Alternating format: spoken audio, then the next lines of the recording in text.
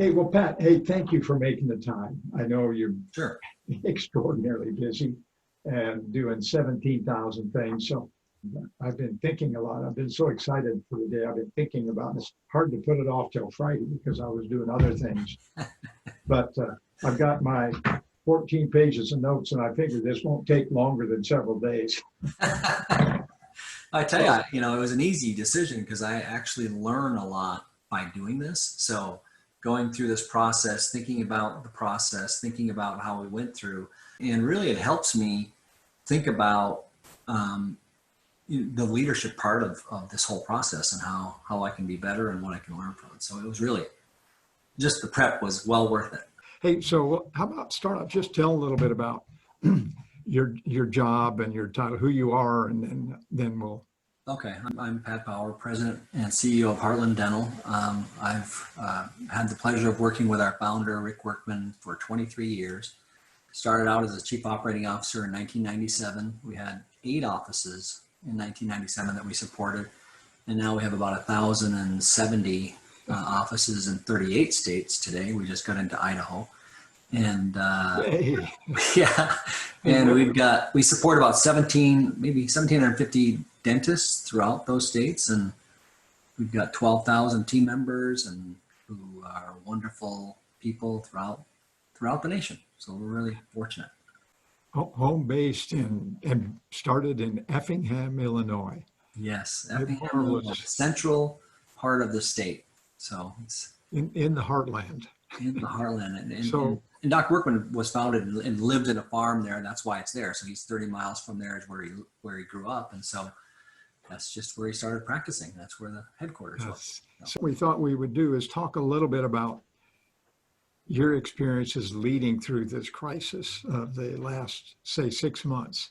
And so starting out what maybe happened and where you were and what was going on at the beginning. I remember getting a call in late February from KKR Max, our main contact there, and he said, "What do you think would happen if this thing gets bad?" And I said, "Well, we've been through the 2008, 2009. Nothing was ever really shut down, so I think it'll be fine," because I did not see this coming at all. And then March, we started hearing more and more, and we have our President's Club, which is the best of the best, 270 people and their spouses and the management team go to Mexico for 4 days. And I'm thinking, okay, do we do it? Do we not do it? Do we do it? Do we not do it? And started hearing that in the first, the week before, and thought, well, everything seems to be going fine, and trying to, get the external environment, listen to what people are saying. And in fact, I met with you on the 9th,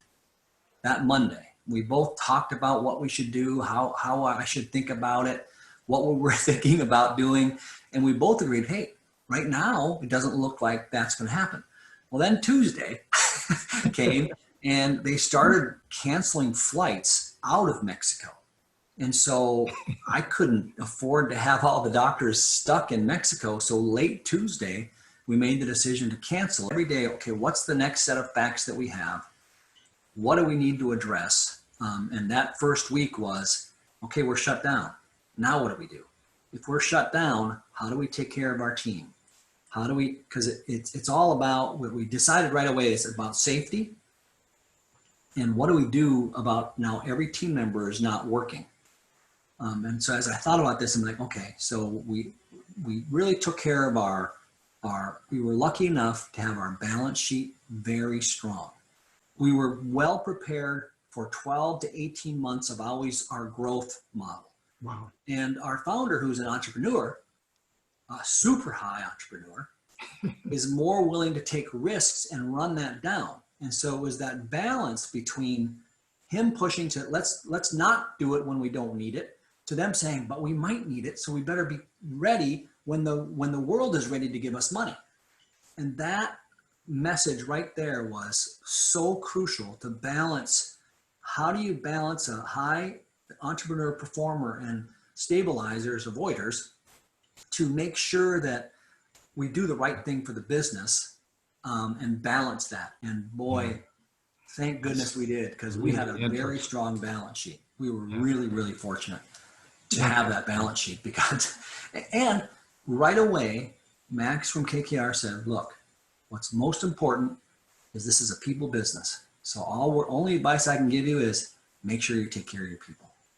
And that just right there, I didn't have any pressure from my private equity firm saying, you got to make money, you got to make money, you got to cut costs, you're losing money. They didn't talk about that. They said, make the right decisions for you, but make sure you take care of your people, because in the end, when we come back at some point in this life, when it's who knows at the time, we have to have people. And so that just gave me a lot of confidence that, okay, let's everybody calm. What do? We have a good balance sheet. We have permission to do the right thing for the right reason and live our values. So really, that's what we did. We just said, okay, let's take a step back. We know what our values are. Now, how do we take care of our people? So your investment company, KKR. KKR, yeah. And it's really interesting. They're an investment business. Yep. They are smart enough to know, and they've seen you in operation, your company, and they said, you're in the people business. Yep. And take care of your people, meaning focus on your people and building that as a basis for building your business. And they had a longer term view. Of course, this is you and your company and your culture. And then, can I go back and ask one question? You set up your virus team or crisis team, and 7:30 in the morning, and you would meet. How long would you meet on that, and what kind of conversations did you have? We never met less than half an hour. Sometimes it would go longer, but it was very succinct and said, okay, what's happening? Because we had to talk about, PPE, which nobody called it that before. Yeah. I never said PPE in my life before that started. Employees, team members, what are we doing about them? Any legal compliance issues that we had, what's going on in operations. So every day it was those topics. And then how do we communicate it? So there was a marketing there to figure out, okay, we have what we call a marketing communications plan, internal marketing communications for people that work on how are we going to say this, when are we going to start communicating with the doctors. So it's really what is going to be the message to the doctors, because we started having calls with the doctors every week. So what's going to be on the agenda? What are we going to talk about? Who's talking about what? What are the state guidelines? What is the CDC saying? So it was all based upon what was happening to get the practices first. The first one was, how do we keep them safe? So that was the very first one. How do you even see emergencies? So we had to have another group that we, from there, and then started working on, okay, what's the protocols to start seeing patients even on an emergency basis? So another, it spun off another task force that worked on that. And then on the PPE, another task force, how do we make sure that we have PPE? So there was another group working on that, and they would give us updates every morning as to what they were working on. So we kind of spun out different task force from that task force to work on, even the state guidelines. We have another task force that worked on what is the state guidelines, because every state has different guidelines. And so it was really from that, other people broke out, worked on things, came back every day to talk about those updates. So we were just kind of saying, okay, these are the people that need to be working on the solutions to these particular problems. And then that person was tasked to lead that. So see if this is right. You started off with your task force, and then you started seeing the problems and opportunity things to work on, safety, government regulations, and opening a practice. And so you formed sub-task force, but as you discovered or saw or realized certain topics were critical, you formed a group to go after those. Yes. They were the champions. Do you remember how you, right at that, so when things were shut down, like March 17th, 18th in there, do you remember that week or next week how you were feeling or what was going through your mind, and your team members, your key people? Any sense of that? Yes, I do. I do remember. Part of it was I was nervous. I was, okay, so what do I do?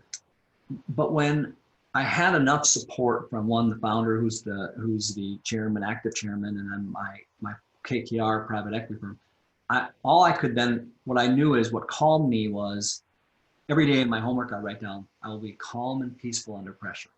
And so what I did is I went to that and I said, okay, just be calm and peaceful. And then all I can do is live by my values. So I worked on myself just being calm and peaceful. Don't overreact. Don't react. Just be calm. Listen to everybody as best I can. And then go to our values to make decisions. So if we're going to listen to our values, our achievement, the support and success of our dental supported offices is most important. So how do I help them be successful, safe? And that was crucial. I'll tell you one thing that strikes me is all through this, that you were engaging your people and talking with your people and getting their help and involvement and participation. Yes.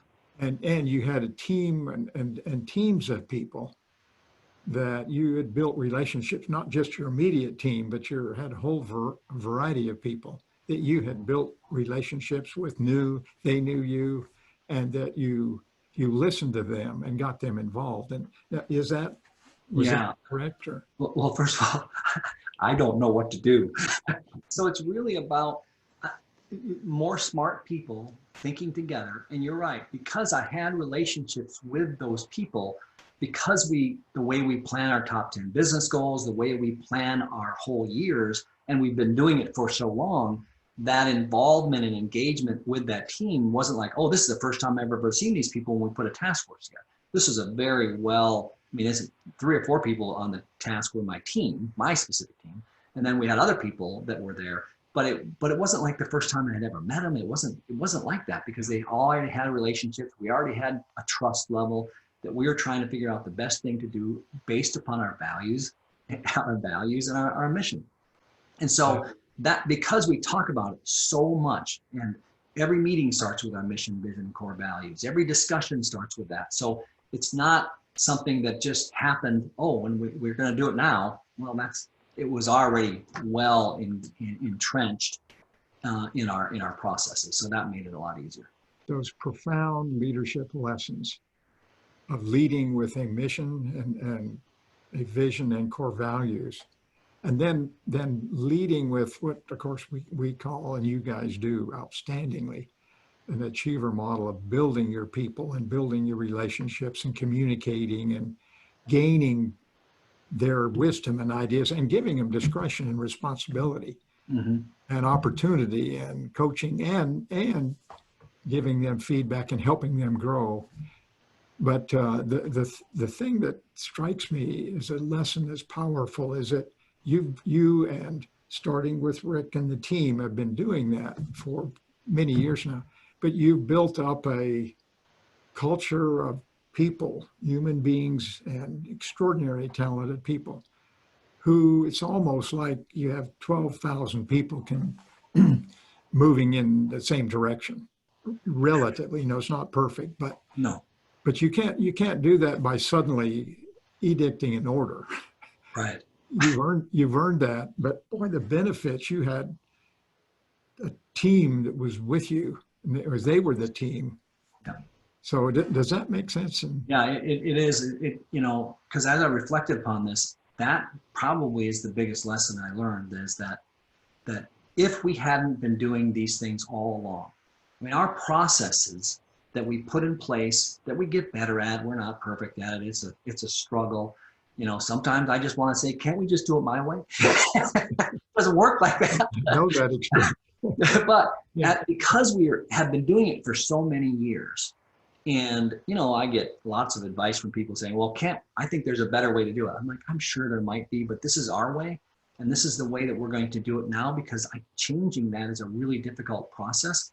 And so everybody, we have top 10 business goals. That's too many. Can we have 5? And then they end up with 50 anyway. So it's that process has been going on for so long. And we've tried to get better at it and better at it.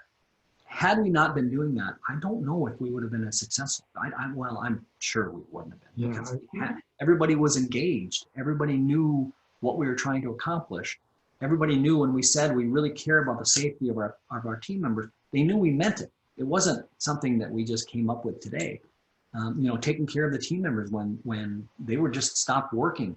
we said, okay, well, let's give them emergency pay until we know what the government's going to do. Let's not knee jerk. Let's not, just get rid of everybody and not have them be able to come back. I didn't even know what the rules were for furloughing before that, because I've never furloughed or put anybody on unemployment in 23 years. So I didn't even know how to do that. And so we just made sure that they were taken care of. Then we'll figure out what to do. But if we didn't have a good balance sheet, if we didn't have all these other plannings that we do on a regular basis and just didn't think about it, then we would have been in big trouble. And so again, those processes that we put in place from vision, mission, core values, planning, it's really the leader's job, going through that whole process of who our customer is, who our competitor, that whole process that you teach on the leader's job made a big difference because we've been doing it for so long. Key principles is leaders lead by example, which means you have to be the example you want others to be. So you're being calm and peaceful in the crisis. You were that example. And one thing that struck me is that you sort of spread a calmness which transformed in a way, let's go to action. Mm-hmm. Rather than worrying about the panic, which was serious. I mean, you worried about it, but you weren't immobilized. Right. You and everyone else. And that, in fact, it sort of almost like gave birth to energy and focus. Yeah, we mobilized. And we actually, our team members were actually, our sentiment, we measured sentiment, our sentiment went up, way up, because of how we handled it. I mean, it literally, if you just use Glassdoor, it went from like 3.5 to 4. That's a big jump.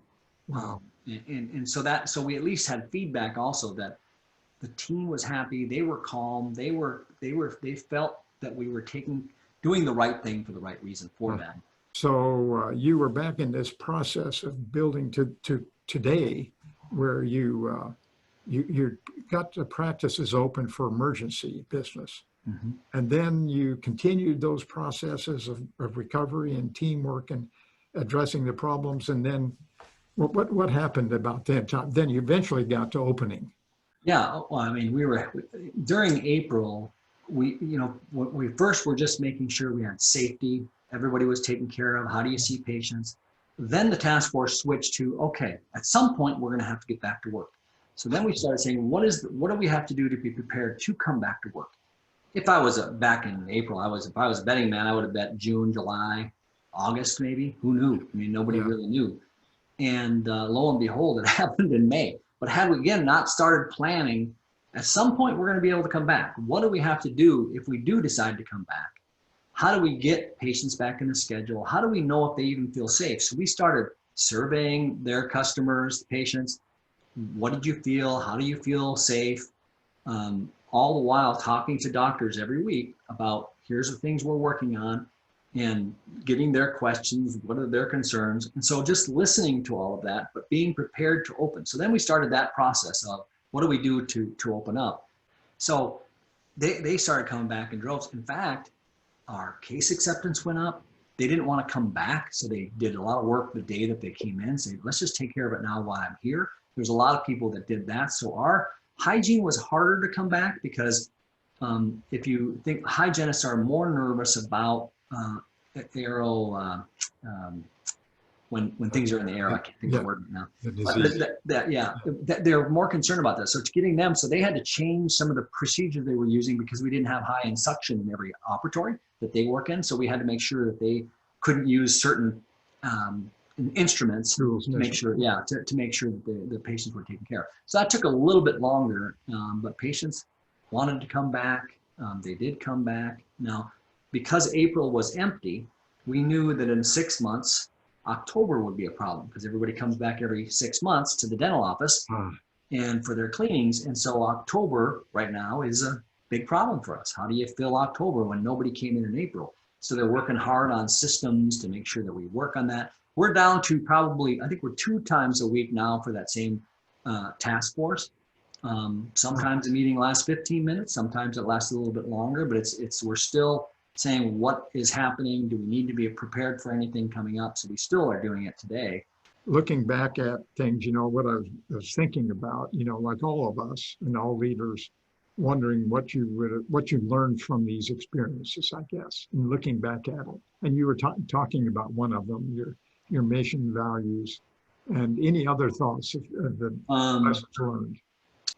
I think listening Yeah. is really important.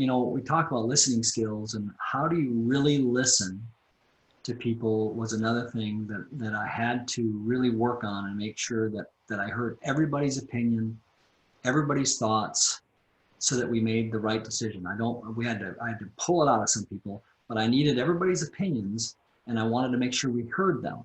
And what is it that we're not, are we missing anything? Are we, because again, I think you've taught us that if you don't get the truth, you're going to make some bad decisions.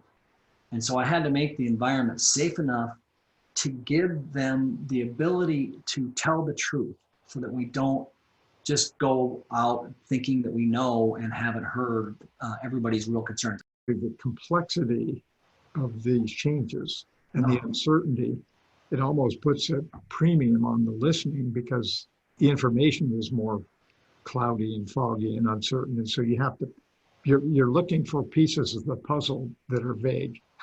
Yes. To figure out what to do. And so you just excelled at that. So I was thinking of something of leading in a crisis. And we have all been in a crisis. It's from all the things that everyone understands. And I was thinking back on leadership experiences through other crises. And the one I was thinking of as a vivid example, it really reminded me, coming from thinking about what you've been doing and others. But it's a bigger crisis in many ways. It was World War II. And I was thinking about the decision. So in June, the decision in the war of Eisenhower having to make a decision. So it was a crisis. What do we decide to invade Normandy or not? So I was visualizing leaders having to make these extraordinary decisions, which requires an enormous amount of courage. He decided, he had turned his back to everybody, and the people there said it seemed like 2 hours, which was probably meant trying to decide, and he turned around and said, "Okay, we'll go." And those were his words. And what was fascinating to me is from that moment, instantaneously, everybody in the room started talking about how to implement it. They had been so involved. They knew the complexities and the ins and outs, and so they were immediately off. And in many ways, I know this is a big step in some ways, but anyways, all the things I've heard from people at Heartland, they felt the same way. Let's go. They were all jumping in, and they all felt proud, and they all felt and feel close to the company, a part of the company. Mm-hmm. It was we. Yeah. But the courage and then the communications. Yeah. Which I think communications were crucial throughout that. But it is, if Eisenhower had the trust of those people, even though they gave and they didn't all agree, once he said go, then they trusted that, okay, even though I didn't agree necessarily, we're all in this. Yeah. And that's what our team is like. I mean, I don't get consensus, I can assure you, on every decision, but I get their opinion. And then once we say go, we go. Yeah. And everybody's on the same. That really makes a difference. This collaboration that we do is what makes our team different. That we have the ability to help each other in very complex issues without judgment, without being mean or being an attacker or anything. We literally help each other, and that collaboration alone is so valuable. That's a great lesson. And one of the things I've written down is you have to make decisions. You have to decide. Mm-hmm. Let's go. Okay. But you should decide with wisdom that is created by getting people who are good, smart, dedicated, as much good information ideas, and then have the courage to go, which is what you said, a perfect example of that. Well, I know is I tell people, and they all come up, I'm not the smartest person in the room. So what I know is We have very smart people and we hired smart people. So we might as well get their opinions because they're super smart. And so we'll get better decisions. That doesn't mean I have to go with every one of their answers, but they are super smart.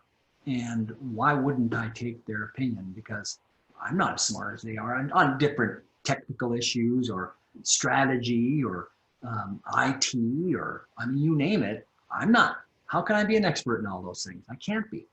And so we might as well use their smarts and get everybody's opinion, because otherwise it's bad. Yeah.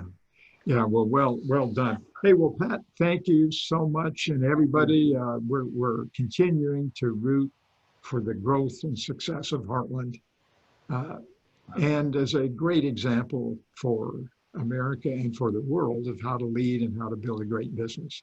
And Thank you, because without your really guidance and leadership, training and help and support, you know, our VPs just had that day, and I'm telling you, they all basically said, you know, it's never easy to get prepared for this because you know you have so much to do, but they walk away rejuvenated, smarter, better leaders, more collaborative. That group will work together more because we have that, and they thank me for giving it to them. And I'm like, well, I didn't do anything. All I wanted to do is be the best person you can be to help lead our company. And they're so grateful that they could spend time with you. It's just amazing. I mean, they're just over the moon. And well, they thank you for having the wisdom and the courage to make the decision to spend money investing in building them for the future. Yeah, but well done. Really love you. Hey, Pat, great day, great Thank fun, and we'll talk to you soon. And all right.